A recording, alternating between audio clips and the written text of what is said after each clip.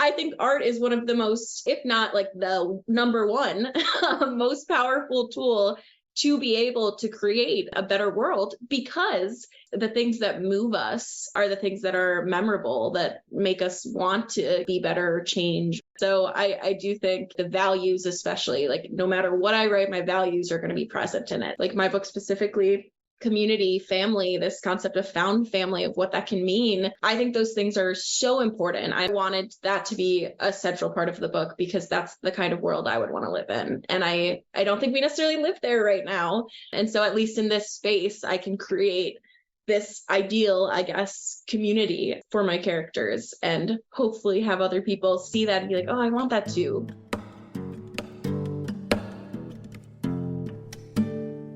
Hello and welcome. As always, I'm Abbie. This is Stories Lived, Stories Told. And today I invite you to join me in conversation with Riley Carroll as we take a communication perspective on making space for your imagination and world building through writing. To take a communication perspective is to consider what we're making and how we're making it through our communication practices. This means we look closely at patterns, context, stories, and relationships, and that we use curiosity, mindfulness, collaboration, and dialogue to create better social worlds. Whether the topic of today's conversation is familiar to you or not, the hope is that using a communication perspective will reveal new ways of seeing and being. At the top of the episode, you heard from today's conversation partner, Riley Carroll. She is the author of What the Blood Sings, as well as a friend of mine. This conversation is the last for our February series, all about taking a communication perspective on, very broadly, art, creativity, and imagination. Throughout this past month, we have been in conversation with other creatives like Riley to ask, what are we making in our art and why does it matter? So let's finish off this series with Riley.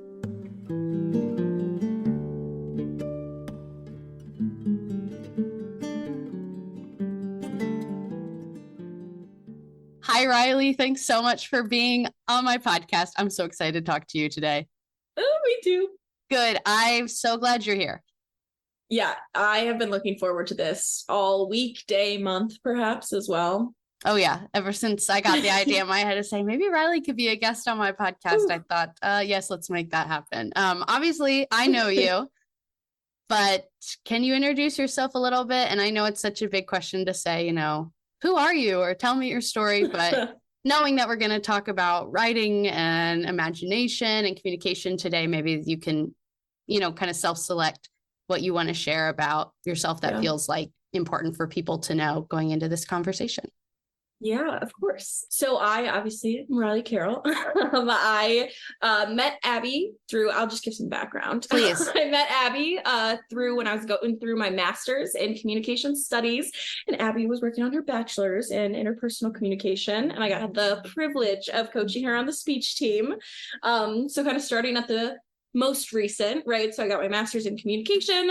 I did that following my bachelor's in communication, where then I was on the speech team over at Illinois State University. And then I switched over and moved to Indiana, another I state, for Ball State University. Prior to that, I grew up in the Chicagoland area. I have always been a writer. I've always been a dreamer. I love my imagination. It goes wild every second of every day. So it's been begging for an outlet for years, which is why in August, I was lucky enough to release my first novel, which is called What the Blood Sings. And it is a trilogy that I'm still working on, book number 2. So there's much more to come. And I hope and plan much more after that as well. Awesome. Yeah. Oh, I'm so excited. And that's such a great introduction, because that's going to lead me into exactly what I want to talk about, which is imagination. And again, taking this communication perspective, what I'm so curious about is, I guess the broadest question being, how does one become a writer, or what are the stories that you were told that made you want to be a writer, but also like made you believe that that was something you could do? Because I know there's a lot of stories, the kind of struggling artist trope, that maybe people internalizing and talk themselves out of leaning into like creative passions like that. Yeah, no, that's such a good question, because I feel like even how you phrased that last end, that it was exactly me. I did not think that I was gonna, for many years, I think probably undergrad on, I was like, I'm not going to be a writer. Like that was Mhm. that was just a pipe dream I had as a kid. And it's a lot of it was growing up. I was drawn to writing. I constantly was writing things. I was outside of class, like writing short stories or first chapters to like, I don't know, young adult novels, and then emailing them to my teachers all through elementary school and middle school and being like, can you give me some feedback? I definitely had I'm very lucky. I had a lot of women mentors that were in the field of English, whether it was like reading teachers or it was my actual English teachers in middle school, high school that had the space to encourage that and give me that feedback, give me opportunities to actually talk about writing instead of, oh, I'm in my bedroom and scribbling this on a piece of paper and not sharing it with anyone ever. And so that really shaped a lot of it for me of like what writing meant to me and what I can actually do with my imagination. And so I feel like I was built a little in some ways to want to pursue writing because of that. But then I feel like I hit high school and I fell into I'm going to say trap because I think it is a trap that so many people do of like, be realistic. You know, you're going to college, you can be a dreamer, but you're also a kid that needs scholarships, right? To go to college. You are someone who's going to be in student debt. You know, you need to be successful. You need to be X, Y, and Z. I was an honors student. So they're like, oh, do something with yourself, you know? And art isn't often, I think for many people, something that society will view you as like you're doing something unless you somehow make it. And I feel like the people that make it in many art spaces are people that were already there, already had a foot in the door somehow. And so that kind of really sat with me. And I was like, okay, I am going to go into teaching. Actually, I started as an education major in college and I was like, I'll teach and then maybe write on the side in the background. And then as I went through college, I think it was sophomore year, I was like, you know what? I love communication. I think it's fascinating. I think it gives me opportunities to write, but in a research capacity rather than a creative writing capacity. And so I was like, this is my plan. This is what I'm sticking to. So obviously I went on to get my master's, still with the mindset, you know, I'm going to write research papers. I'm going to continue coaching speech where I have the opportunity to write with students in more of a technical sense, but still writing. I was able to, this is a little taboo, but you know, I've graduated out of the speech community, but I was able to write several creative works for myself and others in the speech community as well. It's again, a little taboo, but I did it. I'll own it. So I had these spaces to like, okay, I am writing, you know, I'm not a writer, but I'm writing. And that was enough. And then Abbie, you know about this, but I'm always happy to share it. My second year of grad school, at the end of the first semester, the fall semester, around December, this was December 2021 at the time.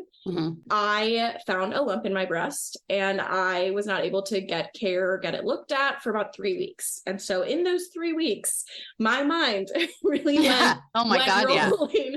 Yes, I had a worst case scenario constantly in my head. I was in the middle of PhD applications. I was waiting to hear back from schools.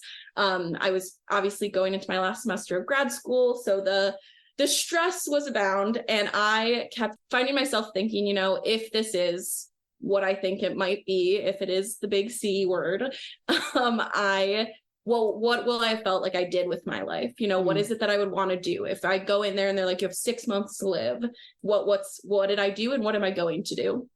And the first thought in my head was, I wish I wrote a book.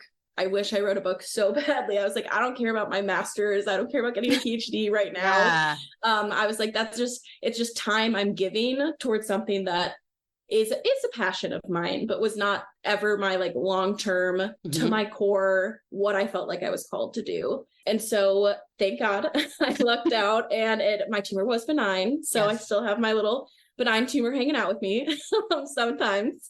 After that experience, I feel like that was a changing point in my life of just understanding, you know, when you're actually faced with a finite amount of time. I think at our age, it's really easy, right? To just be like, oh, I have endless like buckets of time. Yes. Because that's what we've been like living through. And then the moment that you realize that time, it does end at some point. I feel like I turned internal and I just started to reflect on everything. And it made me see some truths that I hadn't really looked at as closely as I could have. And so since then, I ended up not pursuing my PhD.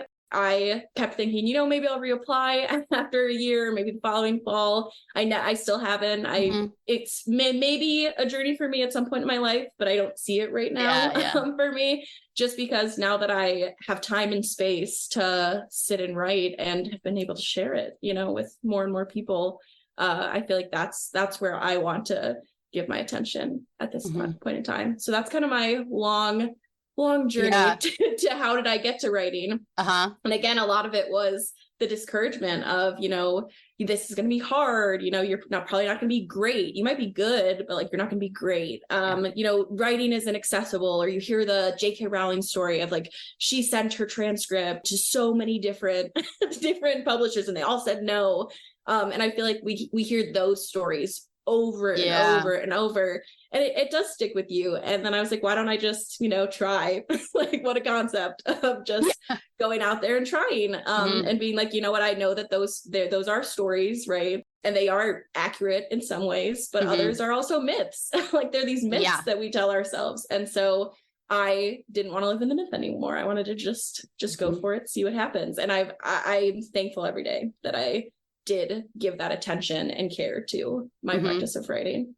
Yeah. Such a great point to say that it is this kind of like scare tactic. I don't know, like the stories that we are hearing are about like, well, all these people failed, so you might fail. And it's like hard when you're hearing these multiple messages, like at the same time, the world is like, don't be so afraid of failure. And also giving you all these stories being like, be so afraid of failure. It's the worst thing. You shouldn't even bother trying, because if you fail, it'll be so horrible. So it's like, what are you supposed to do? What are you supposed to think? And so, I'm glad for you that you had an experience that brought that to the forefront to force that reflection for you to be able to say, okay, what's really important to me right now? Yeah. And it's a shame that, we live in a world that's so busy, so go, values, productivity, wealth, success, certain things that don't really, go hand in hand with valuing or propping up creative endeavors. Yeah. Yeah. I had so many thoughts from what you were just saying, but that last thing you said, I was like, oh, that failure piece is so interesting as something that, probably a lot of people talk themselves out of, whether they are trying to pursue it for their job or just creating for the sake of creating. You even said, I'm not a writer.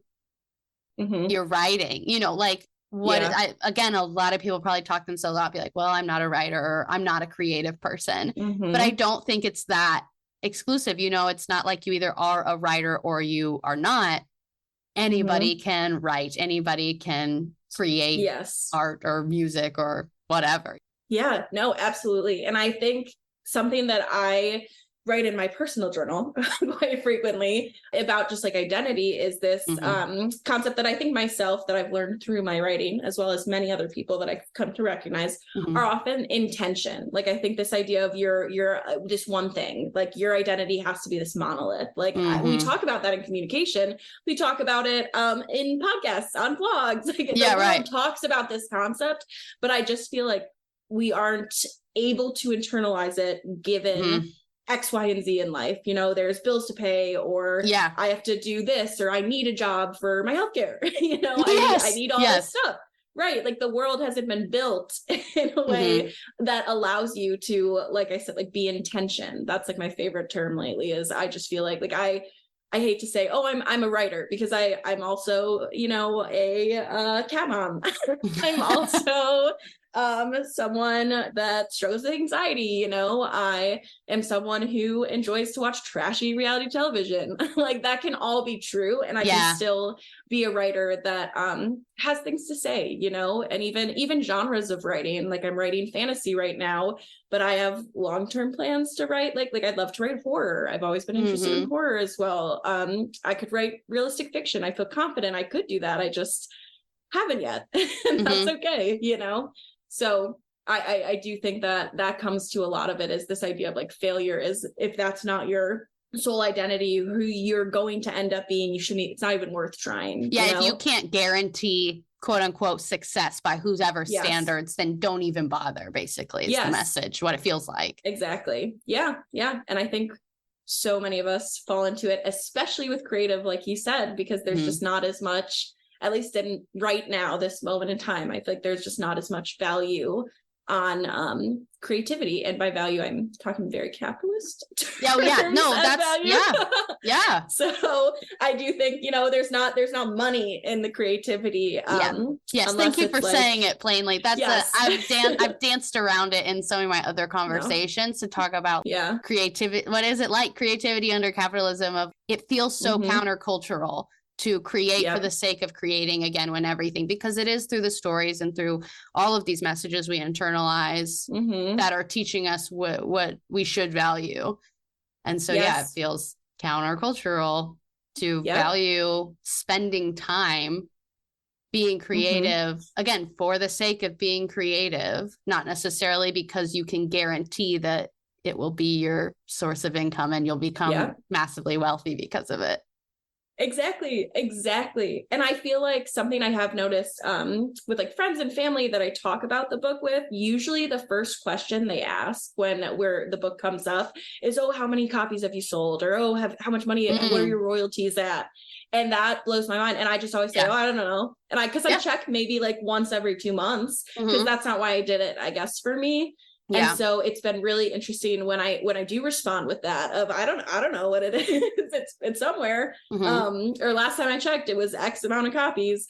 People are like, oh, you're not looking. I'm like, no, it's just, I'm excited by what I hear from people who have read the story. Like that is to be able to share something that is so intimate. I think writing is always intimate with others, people I don't know, people I know, friends of friends. That's like, that's just been so cool to hear how they react, how they feel, what they interpret from a story that I sat and lived with for a long time. Yeah. Tell me more about that. What are you hearing from people who have read your book, and what does that mean to you to hear feedback from people? Yeah. So it's interesting. The first thing, just because of like genre, because I am writing in fantasy. It's more adult fantasy is what I'm going toward. But I think young adults could enjoy it as well. Oh, sure. But I am finding that a lot of people are commenting on like the names and just the namings of things, because the names are all over the place. That's a little on par for fantasy. And I love that. Like, I love that I can just assign like random sounds to names, the characters' names. And I'm like, oh, that's what they're called, even though that's not how you pronounce their name. And so that actually that's my funny piece of feedback, is a lot of people are like, I loved it. I don't know how to say any of the names. And I'm like, you don't read fantasy that often, and that's okay. Like, we just accepted it in the fantasy community. Like, oh, whatever. Like that sounds like this, but it's spelled completely opposite. Whatever. So that's been kind of a funny piece of feedback that I'm like, oh, see, like, that's a perspective I wouldn't have even known about if I wasn't sharing this work with people who don't frequent fantasy books. But overall, honestly, I've been really, overcome, I guess, with excitement at how people talk about just the writing itself even. I have always felt like I can still tell stories. I always have stories. I think, like, whether they're fiction or real life, I think we've talked about this. You put me onto one of my favorite podcasts, the gossip. I can't remember yes, it's about gossip and normal gossip. That one, normal gossip. Yes, I love that podcast. Because it just normalizes gossip, right? Like, gossip is a very natural thing, especially among marginalized groups, and I love gossip and I love that. So I think I've always been someone who carries stories. It's the technical aspect of my writing that I don't think I've ever been fully confident in. I don't know. I feel like I struggle to assess my own writing. It's hard for me to remove it from myself. And so without sharing it as much, or especially my creative writing, I was like, I think I'm good at writing, but I was like, but I don't know for sure sometimes. Like, I'm on the fence. And so I just feel like my confidence of just hearing people react to the actual writing of it, of like, oh, I was so engaged, like I could see what was going on. I understood what they were feeling. I can picture these characters. Like, the fact that I was able to just bring the story to life through my style was something I would hope for, but wasn't expecting. And so that has been some of my favorite feedback that I have been getting.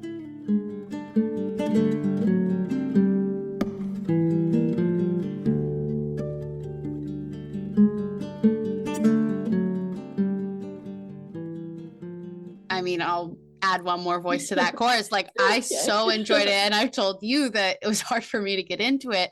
So I was just like hearing your voice or just being like, Riley wrote this, Riley wrote this, Riley wrote this. But eventually again, and I would have to attribute it to your writing and kind of world building. I guess that I became so engaged that that no longer was a problem and I was able to enjoy it so much.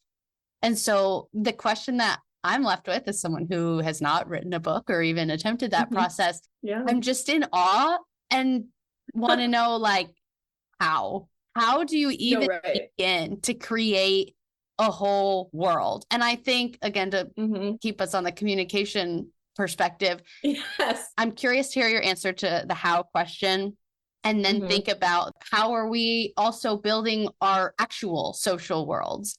Because I think you're going to tell me about imagination, and that's something that we're just not in touch with.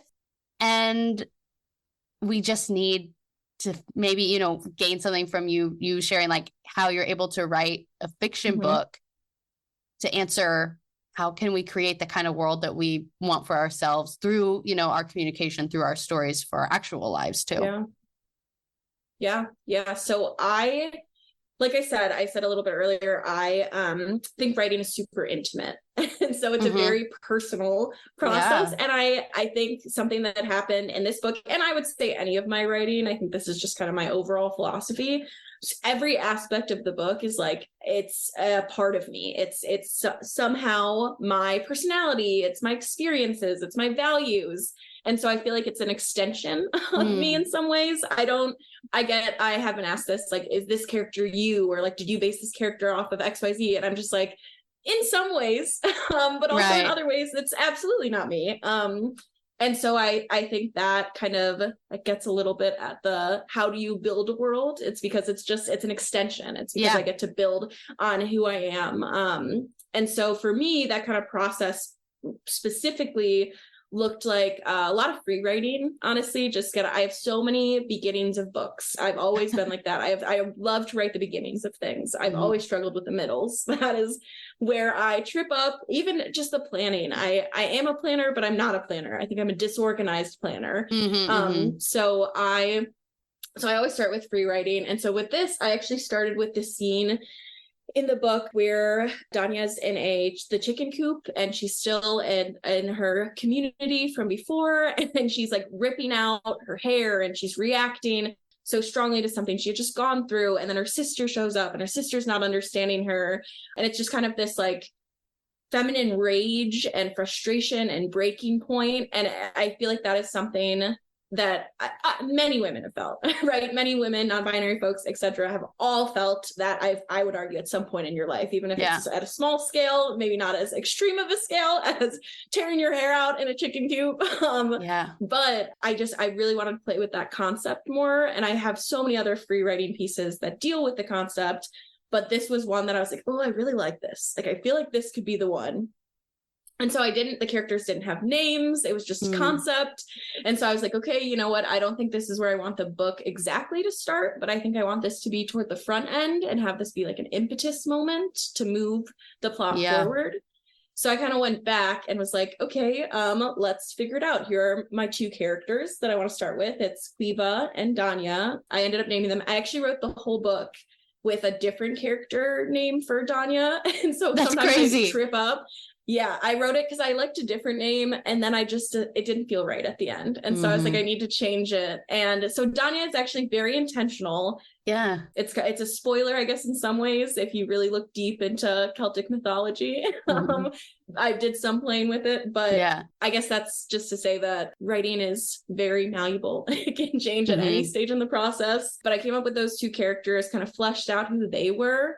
And then I started with that, where she starts, the community she starts in, Newsrake, and she, I don't know, I just kept being like, okay, what does this look like? Now, what does this look like? What kind of conflicts do I want her to have? Like, I knew I wanted to explore gender violence in some regard, because that was one of my main points of research all through grad school, something very important to me. So I was like, what leads her to this moment of feminine rage? And I felt like that was how I incorporate that. And it opened up space for me to make the story a little bit into a romance, which I love. I love romance books. Yeah, I don't yeah. say it. I love them.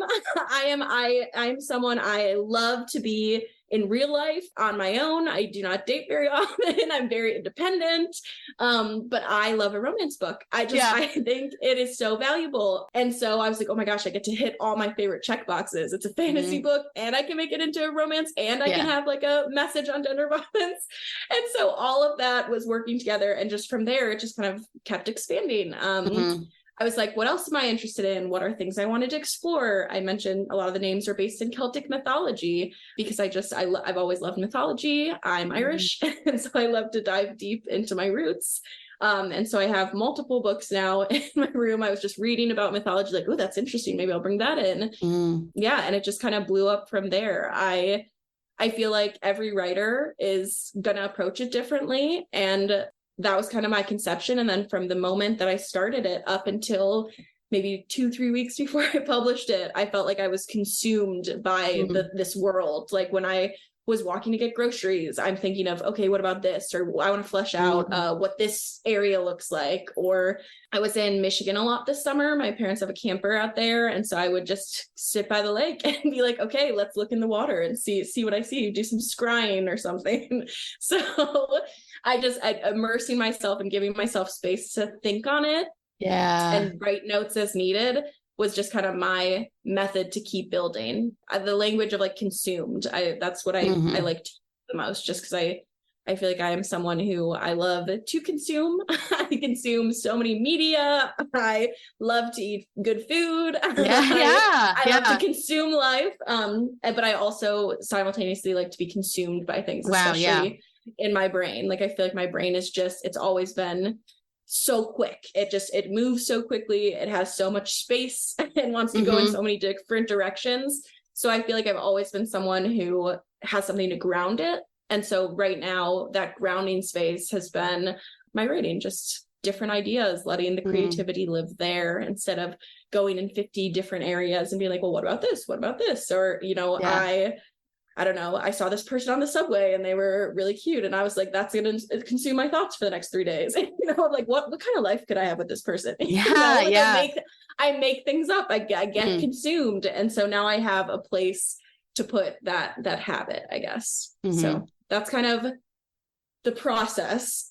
And then I'm trying to think of the second part of your question was, oh, just moving on to real world, but that's okay. I'll pause you there because I'm having there was so much there. I know. I said so many things. I'm having a choose your own adventure moment. I feel like where I'm like, I have 3 different things I want to say equally. So I'm just going to pick one and hope to return to the other one. Because you're kind of returning us to the second part of what I do want to talk about in talking about this space that you're giving yourself or that you were, able to cultivate for yourself to be consumed by your imagination. I think that's beautiful language. Something I think about a lot is that boredom, and we're just oh my gosh, never bored anymore because we have an immediate answer to it at our fingertips with technology. Yep. And I think, again, I haven't looked at any research or anything. I'm sure it's there. That's just a hunch that I have, that boredom's actually really important because I see it being, it's in that moment when you look around and go, I'm bored. Then 1, you have to problem solve. And 2, in order to do that, you have to use your imagination or creativity to come up with how to resolve the boredom. And there's not as much creativity when you go, I'm bored, I'm going to scroll on my phone. Yep, exactly. And like you said, there's a lot of really good media to be consumed out there. So that's not to say never, be consumed by media or consume media. But what are we missing when we are always doing that and never giving ourselves space to sit with our imagination? Again, it feels countercultural. All this, there's such a value around busyness, go, go, go. Or you were saying that it took wondering if you were going to die in 6 months to give you the space to actually reflect on what you want for your life. Yeah.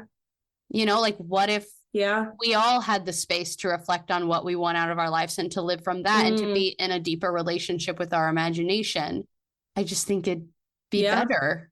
No, I 100% agree. I think that, yes to everything you said. I kept thinking as well, the idea, kind of going back a little bit, of like, we do in some spaces allow for boredom, but it's considered like a side hustle, or it's considered you need to be productive though in your boredom. Like I like the TikToks. I love TikTok. I do sit on TikTok all the time. I'll own that. But I see TikToks all the time of like, here's my 9 to 5 or my 5 to 9 after my 9 to 5. And I'm like, whoa, why are we like segmenting and calling that, like making our leisure time into almost another period of work? Yes. And I am not the most balanced person. I'll own that. Like I could be better organized about cleaning my house, or I could be more on top of things. Abbie knows this. I am awful at responding texts to emails.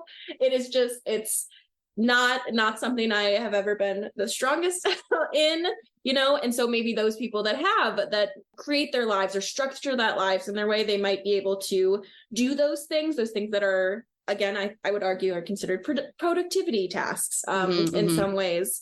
So they may not be bored, but how are you filling your time? And you're filling it in, once again, actions that are really encouraged and ingrained in us from a capitalistic society that we function under. And I think part of it, this idea of like, you have limited time, you get to almost pull out a little bit. Like, I'm going to bring in theory just because this is like one of my favorites. I love, it's not super calm, but it's Foucault. His idea of he talks about a web of power, of a society will always exist within an interconnected, a very intricate web of power over us. And doesn't matter if you shift power from one place, it's going to have to go somewhere else. And he does talk about, though, that when there's disruptions in like our society and our individual lives, it allows for a space where it's not a full break, it's not a broken system, but it allows for a break in the web, for that web to reweave itself into something different. And I felt like that experience was my like break in the web. I was on a track in my life, and I don't know, I don't think it would have been a bad life. But I was on a track that I was like centering productivity and success by like other people's terms. Yep. And so I had that opportunity to break out of it, a disruption from my regular life. And I think that it has shaped me to be like, you know what, even my writing, like this free writing I was doing, it was never even an intention of like, I'm going to write a whole book based off this. It was like, no, you just need to make space to write. Just like do what you enjoy. And then it became something of like, oh wow, this is just fun for me. I get to give myself space and time for that. So I don't know, it's so hard to remove time and energy and activities from it needing to be productive or having some like greater purpose. Yeah. But I feel like the removal of that greater purpose led me now to wanting to, publish this book and wanting to make it something bigger, share it with the world. And again, if I make money, awesome. That would be lovely, I guess. If I can get to a financially stable place where this can be what I do, that would be awesome as well. But I needed that freedom, I guess, from the side hustle. I needed to disconnect the two ideas. And so that break in my web was what helped me get there. Yeah. I'll keep us on the theory train to talk about, the theory that I'm based on my work in is CMM, and such a big part of that is an emphasis on our personal power to make new choices, tell new stories, communicate in better ways that lead us to a better social world. The whole idea is that our social worlds are created in our communication. So let's do that better so that our social worlds are better. And let's be mindful about the communicating that we're doing. And when I think about mindfulness, I think about, meditation or journaling or things like that, many different ways to be mindful or intentional in the life that you have. But I see it as like a practice. And I see it also as a communication practice. Like it is about, in the literal sense, practicing, how you want to be and hoping you can, get to a point where you can show up how you want to in every moment, in every relationship. And then also it's about like ritual in a sense. So, maybe it's a combination of that to say that maybe it will take a big life-altering, web-breaking event Yes. to set you on the course, but maybe not. Maybe there is a way to, even under a, capitalist system, to carve out that time to be intentional, to be mindful, because you have to. It's not coming if you're, going through life on autopilot, because the world isn't handing it to you. You have to really create that space for yourself to do things like commune with your imagination and create and be mindful, or take time to reflect. And again, not to say that everybody has to write a book or even make any art, but if you are taking that time to reflect, then I think that's giving you such a better chance to set yourself on the path of what you're saying, what this all ties back to, of what do you want for your life? Yeah, it's interesting, the way that you talk about your story developing, that you started with something that's actually in the middle of the book, and kind of built back from there, because I see this kind of question of, well, what is a better social world? When we say we're working towards better social worlds, how do we define that? What does that look like? What does it feel like? What does it mean? Asking that is such a great question and requires imagination. And then the second part is to, kind of step back into the present and say, okay, how would I act? How would I communicate? How would I spend my time? What would I do? What would I put my energy towards if I actually believed that, if I, thought I could move us closer to that? And again, if you're not taking the time and space to reflect, then you're just doing. And that's how we end up in, what we call unwanted repetitive patterns, that you look around and you go, whoa, how did we get here? Yeah. And you actively contributed to getting there, but you hadn't cultivated a mindfulness practice or spent any time in reflection. So you end up where you didn't actually really want to be.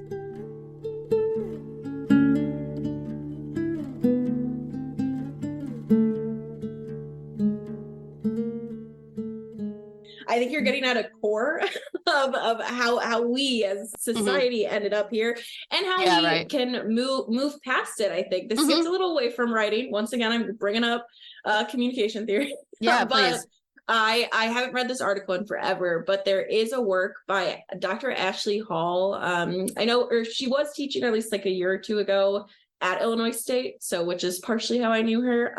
But she writes this article that incorporates Afrofuturism, which is, at least in her writings, really painted it as a way for the first step for society to move into a world that, ideally would be, racism free, is to imagine what that world is. And that is such a core concept that just sticks with me, because it's honestly been a way that I've explained maybe to some of my family friends, that are not as social justice minded maybe as myself. It's a way for me to explain, they're like, well, why can't I do this? Or I had a cousin, he was like, well, I'm a white man and I want to talk about X, Y, and Z or something. And I was like, okay, maybe that's not the best topic for you to have a platform to talk about.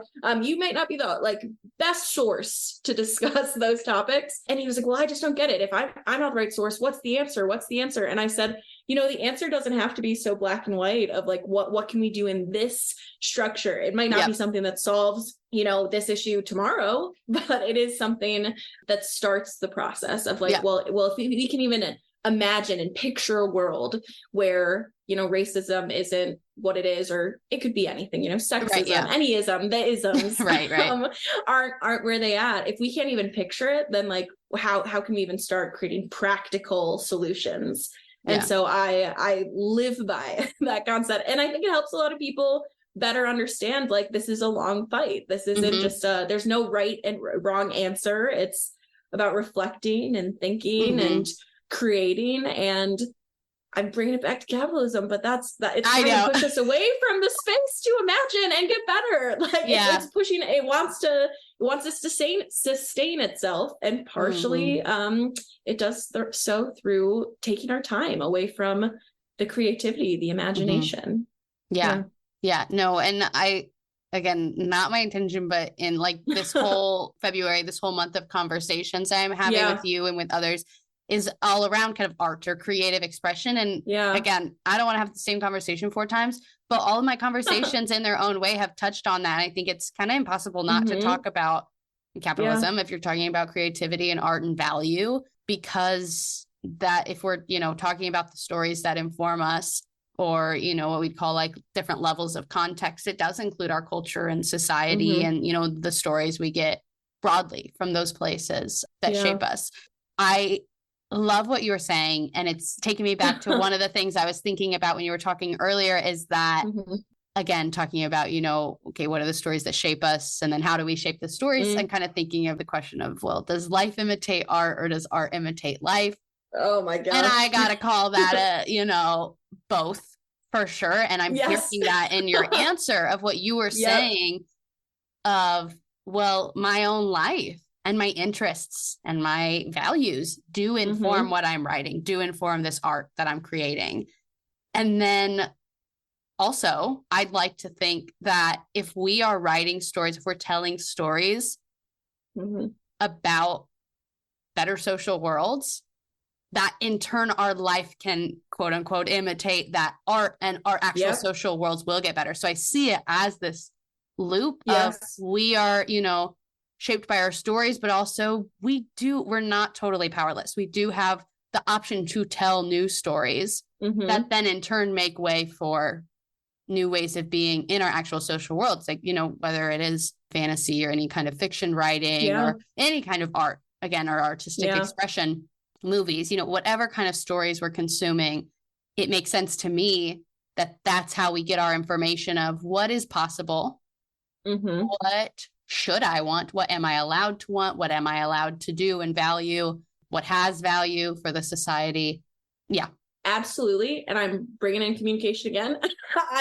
I think art is one of the most, if not like the number one, most powerful tool to be able to create a better world, because we talk all the time in communication, pathos, the emotion, that is one of the strongest means of persuasion. And I think fundamentally any bit of art is going to be steeped in pathos. It's like bleeding pathos, just about, And so I think it's the things that move us are the things that are memorable, that make us want to, be better, or change, or whatever goals people may have in mind. And so I do think, like, even what I said earlier, like the values, especially, like no matter what I write, my values are going to be present in it. And I don't think it's even conscious for me half the time. I don't think it's conscious for many of us, but it's like those values, that's what I live by. That's what I try to live by. And so as other people engage with my work, I'd hope they see that and see the world of like my book specifically, community, family, this concept of found family, of what that can mean, of tradition and where you come from. I think those things are so important. I'm very family oriented. I'm very community oriented. I think it takes a village, period. Right. And and I wanted that to be a central part of the book, because that's the kind of world I would want to live in. And I don't think we necessarily live there right now. And so at least in this space, I can create this ideal, I guess, community for my characters, and hopefully have other people see that and be like, oh, I want that too. Like that's what I would want in my life. And a lot of people, like, a lot of the feedback I get is, oh my gosh, I just love the group. Like, I feel like you just have created such like a found family group, or the friend group, or whatever. And I'm just like, we can do it too. Like I didn't just pluck a friend group out of nowhere, it's shaped by all of my wonderful friendships I've had in my life, and if I could bring all the people I love the most into a room, that's what this would feel like. What I wrote in my book is what it would feel like if I was able to do that. Wow. I'm so glad you're saying that. And I am like reflecting on, not just what I thought, but how I felt reading your book. And really something that did strike me so much was, like you're saying, the relationships. And it was this beautiful, like warm, fuzzy feeling, because I felt such like a love for all of these characters without, it's not just a, feel good story, nothing bad ever happens, but there was like a depth there that even when, whatever the conflict of the story is progressing, people are, making choices that, don't do that. Don't do that. Please. No, I also am so invested in their relationships. And I have empathy for people when trying to think about what a kind of better social world looks like, and actually trying to make a better social world, because it is actually really hard to do something that's never been done before. And so Yep. to, I understand that to ask someone, imagine a social world that you've personally never seen or experienced before. Yeah. That's a challenge, not to say don't do it, because it's Yes. very important to do it. But it's hard to do something that's never been done Yeah. before, come up with an idea that's never been thought before, a new way of being, and then do it, So again, that's why I just think if the role that stories play, writing plays, film plays, and helping us to understand what is possible. And also to kind of clarify what we value, like you're saying, like, and as like reading your book and seeing these relationships, I was like feeling like this beautiful feeling, being like, oh, I want that for myself. Yeah. So I should go into my own life and, keep pouring into my existing relationships that I really value. Yeah. So it does, work that way, that it's not contained within the pages. Just because it's fiction doesn't mean it's, not real or speaking to something very real. Yeah. No, I 100% get it. Because I feel like even when I read, I love to read. And I'm constantly seeing things or reading things. And I'm like, oh my gosh, like I love romance. I said that a little bit earlier, but I absolutely love romance. And I feel like I'm not the person that you would meet and just be like, oh yeah, romance is one of our favorite genres. Like I just don't maybe seem as gushy or how you would expect a romance novel lover to be. But forever ago, is a different podcast. I keep referencing things because I'm constantly inspired. And my thoughts come from somewhere.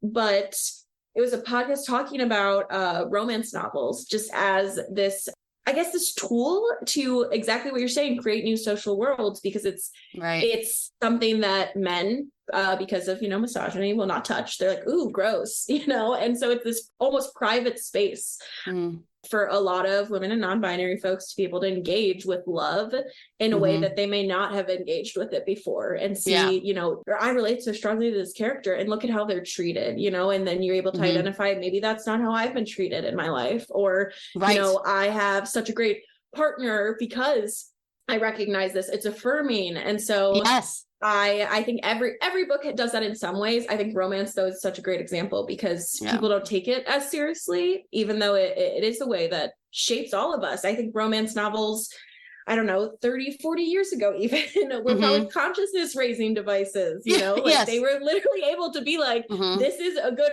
this is a healthy relationship. You deserve this. This is possible. And what you're, they're like, oh my gosh, I'm not getting this at all right now. Maybe what I have isn't right. Yeah. And I love that. I love that books can have that power and it doesn't matter the genre. That feels really important. Yeah. Yeah. So I don't necessarily think that was my intention with my book. Exactly. I know it's fantasy. Yes.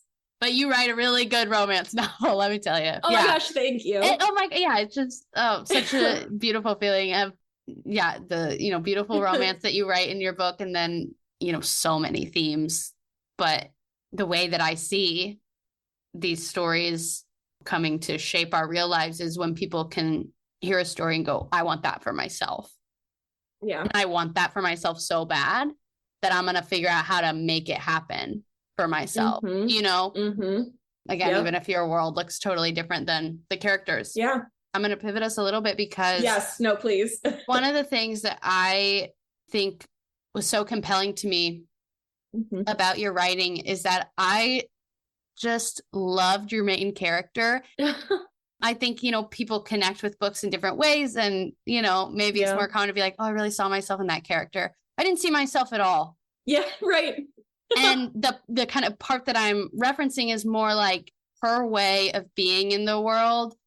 And you do such a beautiful job of like really letting us inside her mind and walking us through her thought processes and just, her kind of decision making. And it is all this very like assertive and strong presence that, sometimes she's trying to convey. She, maybe doesn't even fully believe it in herself. She just wants to portray herself as this. But you as the story goes on, you really do believe her to be this kind of person, and you're learning how she's making decisions and how she wants to engage in the world. That's something she thinks about a lot. Yeah. And I've just always been such a little people pleaser. And so it was like, not to be so bold, but like empowering or like liberating almost to hear this story and fall in love with this character who's acting opposite to how I've generally acted. And to have that moment of that's what I would like for myself. And that's what I could have for myself. This person has a perfect, I know it's fantasy, whatever, but it's, again, it's speaking to something real. It's real in its way.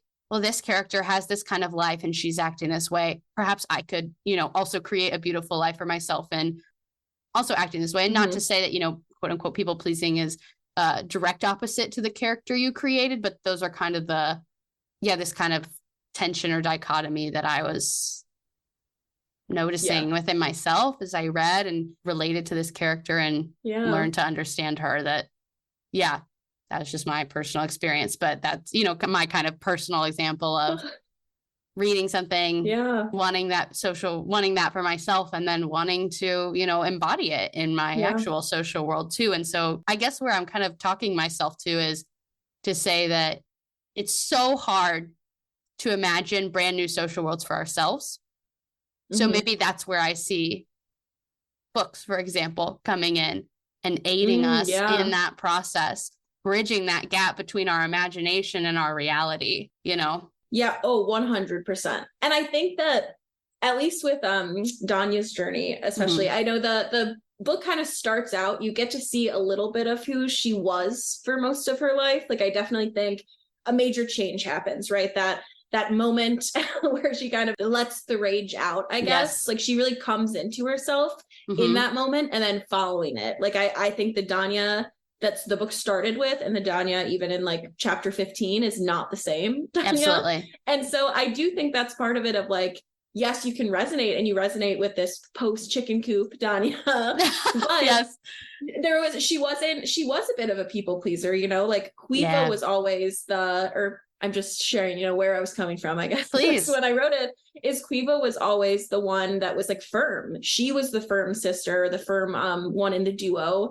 She was the one who was like, well, I don't like those people, so I'm not going to mess around with them. I'm not going to try and play nice. I'm not doing this. But Danya was like, oh no, like I'll try. She does like little covert ways. She wants to be normal. At the beginning of the book, she wants so badly to just be like everyone else and just follow the path that was laid out for her. And it takes like that moment, I guess, of it not lining up and things not being exactly for what was already inside of her, that strong presence, that direct person, that brave person to come out. And so I would hope, I guess, some advice for you, is if you're already feeling like you want to be that person, it's in there, it's right there, it's ready to come out. It's just a matter of like when you let it out. It doesn't, again, have to be as insane as Danya's approach, or go through the same things that she went in, but I think it can show that change is possible. It's not just that Danya was innately forever this like strong character. And I mean, even as the series continues, I feel like the last book ended with her pretty strong. She's a pretty strong character toward the end, but she's gonna continue to go through her ups and downs, of course, and so we'll see her challenge. We'll see her, in the situations where maybe she is not the person she feels like she is at the end of the first book. So I don't know. I think that's also part of it, of being able to see the ebbs and flows. It's not this finite, when the book ends, when the pages stop turning, it's not like she just stops and is frozen in time as this great character that people can relate to or be inspired by. It's also, now she just keeps living her life. And you will get to see some of that in the next two books. Right. Following that, it's just, in what life do you imagine for Danya after? Yeah, I'm again thinking about some language that is part of what it means to me, at least, take a communication perspective and talk about stories, plural, that we hold, and the different kinds of stories. And one of the models within CMM specifically that I think is so helpful is the loop model. And that's, LUUU, endless use, really. There's been additions and you could add as many kinds of stories as you wanted. But the first version of this model is, L for lived stories, and then untold stories, unheard stories, untellable stories, unknown stories. Ooh, and then the two T's at the end for told stories and storytelling. Obviously, this is where the name of the podcast comes from. Stories lived, stories told. And then, so yeah, you know, you kind of bookends of stories, live stories told, but everything in between. And so Yeah. I would I think about untold stories a lot in that they shape us just as much, if not more, or in their own ways Yeah. as the stories we do tell. So thinking about, for me personally, at least, like what your character meant to me and what I think your story probably does mean to a lot of people falls under maybe this umbrella of like representation matters. Because if it is an untold story to you that a woman can act in XYZ way, that is an untold It's like, story. whoa. You've never seen it. Right. Right. And so it is, you know, that's why the, you know, language is not exact, but I would put it under this umbrella of like representation matters, to be able to see yourself represented or see helping to spark the imagination and like give different ideas of ways of being and, you know, turning those untold stories into told stories by starting to be honest about them. And, you know, other things that I think go untold are like messier stories. Like I think I've always said many times on the podcast of like, I feel like the stories that we least want to share about ourselves are the ones that we want to hear the most.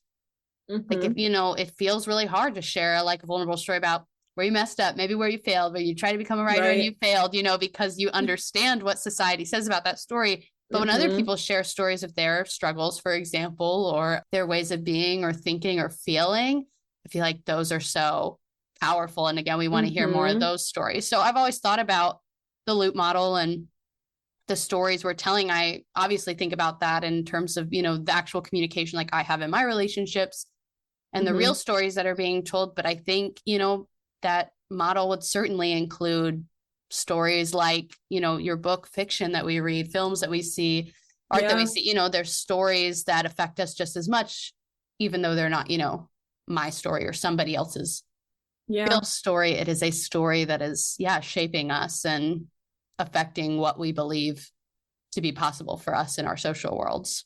Yeah, 100%. I loved every bit of that.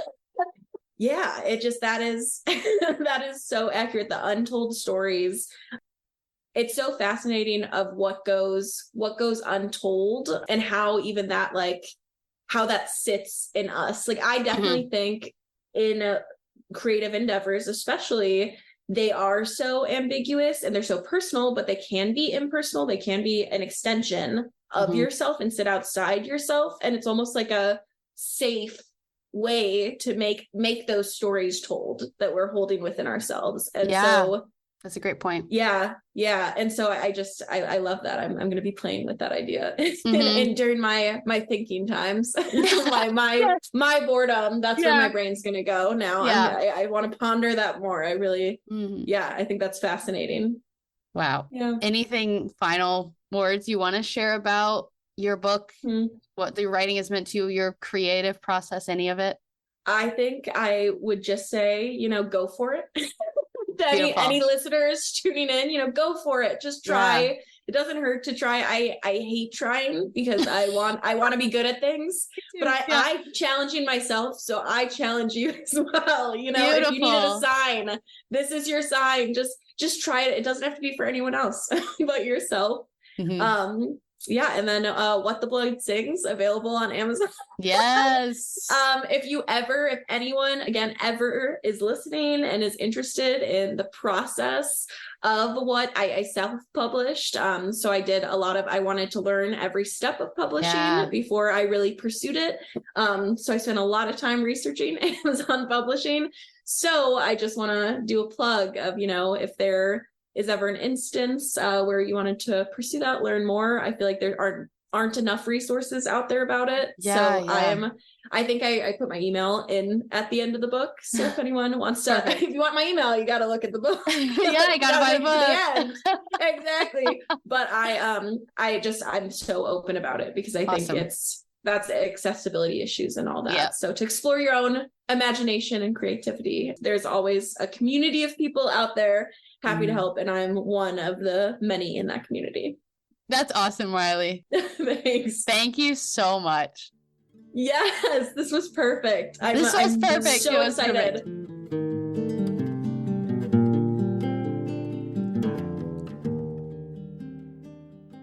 Okay, that is all for our conversation with Riley. In the show notes, I've included a link to her book. I highly recommend it, as I'm sure you could tell based on how I talked about it during the conversation.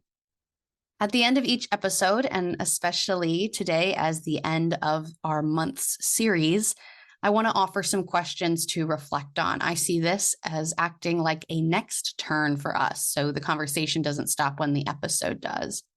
And today, the questions I would have you think about based on this conversation are, what can you imagine for yourself and your social world? And what stories make you think that's what I want for myself, and how can you make it so? And as we think about the past 4 episodes as a series, I'm grateful for the way they've been able to contextualize each other, provide some additional depth across episodes, and help to see patterns and themes.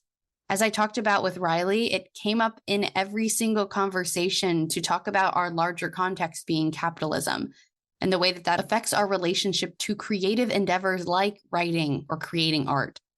That wasn't something I planned on talking about with any of them. It just emerged as a context that mattered and that these artists recognized.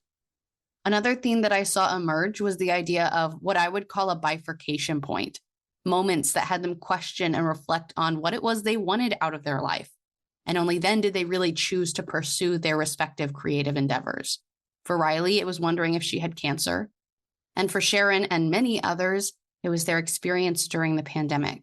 Also, as we talked about with Riley today, the character in her book comes to her own bifurcation point. And maybe we don't all have as clear of a before and after as that character, but I wonder what we can learn when we reflect on our own lives and look for the bifurcation points, the moments where we started making new choices and started telling new stories.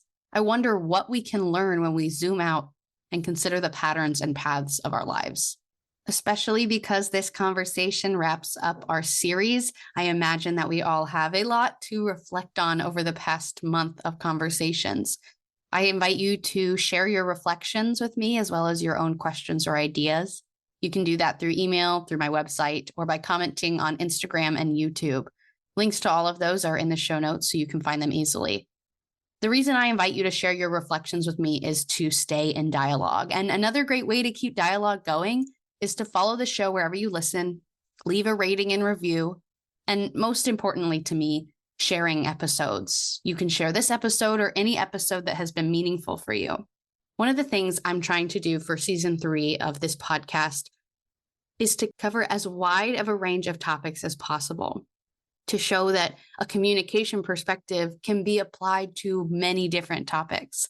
My hope is that that invites more people to this podcast and community than would have found it otherwise. So as you think about what episodes you want to share, maybe you can choose based on the topics. Maybe you have an artist in your life that would be really interested in any or all of the conversations we've had this month. You can easily share episodes through text, but also you can post links to episodes in your Instagram, Facebook, LinkedIn, or whatever other social medias you use. I so appreciate you as part of this community, and I just want to see it continue to grow. And if you do, you can tag me on Instagram at Stories Lived, Stories Told Pod, and on LinkedIn and Facebook at the CMM Institute for Personal and Social Evolution. Speaking of, I am supported by the CMM Institute for Personal and Social Evolution. This podcast is just one of many initiatives designed to create space for more conversations that move us toward those better social worlds that we hope to create. You can learn more about the CMM Institute and our other initiatives at the links I have included in the show notes. Thank you for showing up. Thank you for being curious. And thank you for being a part of this story. I'm Abbie, and this has been Stories Lived, Stories Told.